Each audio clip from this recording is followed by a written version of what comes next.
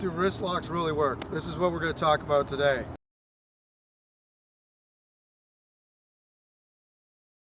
Thanks for joining us. I'm Greg, this is Dave, and today we're going to work on the cross-side wrist lock. This is somebody grabbing hold of you. They may try to pull me into an arm bar, but I'm trying to get away from this. This is all nice and beautiful when you see it and everybody goes like this and they can apply this lock. Okay, I turn right here so you can see this lock, the position right here that we're looking for. All right, so with this lock here, he's grabbing on. I want Dave to be able to fight this. If I'm not able to get this arm, and if I'm moving, he can stick with it. This makes it a lot harder for me to get him off of me. Here's the trick. Don't put force against force. Don't lift where he can pull down a counter line. What you want to do is, I want to get this tray position, but in order for me to do this, I'm going to do this really slow. Watch this. I put my elbow underneath his wrist. Here's the movement. The movement is you're going to bring your tray position over, but as you do it, you have to pivot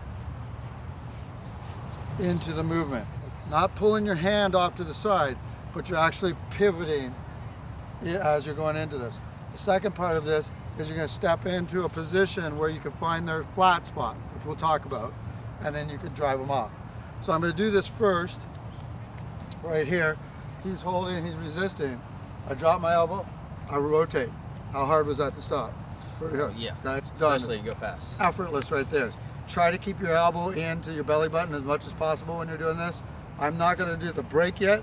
What I'm going to do is I'm going to show you the flat space, which is between his legs, wherever the triangle of his feet would end up at.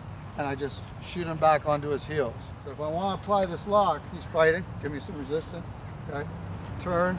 And then I'm going to take this. I'm going to go in, step, and pivot so I'm at his flat space. And I can take the lock down. I can apply additional force by putting my elbow on top of his elbow. So the motion just of the arm is to tuck my elbow in and turn it over like a tray position. If I don't do that, and I just try to grab right here, what you can see is a straight line that's running between our elbows. If you see that, that's trouble, because even if I'm going here, if he has more strength, he can just counter roll it and do the lock on me. So the first key point, tuck the elbow in, all right? And the tray, flick that hand all the way up. Look at the difference now. So see how we get this Z sort of thing, 90-degree angle? This is what I want. I don't want this direct line. So we're looking for that bent arm. In order to do that, it's very important to respect this position. Now as I do this, I'm going to uproot his weight because he's not going to be able to use a linear resistance when I'm turning at the same time. So he's in, rotating. This time I'm catching. I'm going to pivot around and I'm going to drop this, roll it, my wrist down. So I'm going over, grabbing, in, okay, I've got this, and I'm rolling him down. Additional pointers is that I can actually have my thumb right here on his index finger and add some counter pressure as I'm doing this. Just from here, I'm going in, elbow drops in, here's the tray position, coming over, I'm locking his wrist up towards my fingers, towards my wrist, and rolling it down.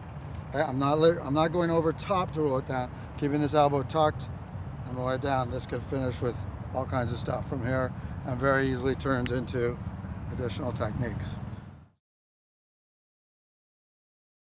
So I can still help myself by grabbing my own fingers, turning the tonsil over, and there it comes again. Nice. Okay, so one more time. Yeah, so he's in here. I take the fingers, I turn, and I've got it.